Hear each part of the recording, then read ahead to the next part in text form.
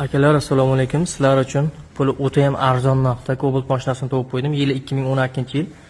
Mashinamiz 3-pozitsiyasi aytganimizdek. Mashinamizda 4 ta yangi balonlarda, 4-pozitsiya avtomat korobka diskalarda. Xo'p.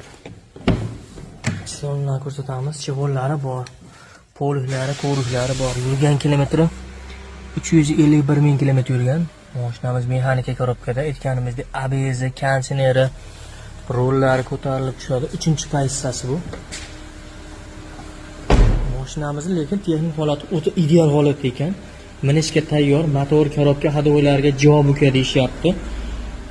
Oformlanglarga qiynalganlarga 590 nomerlarga generalni ham qilib beraman uka deyishyapti egalari.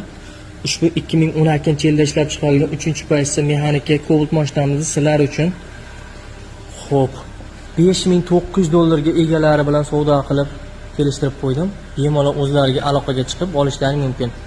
Ushbu videomizda arzon Cobalt qidirib turgan tanishlarga jo'natib qo'yinglar, like bosib, podpiska qo'yinglar.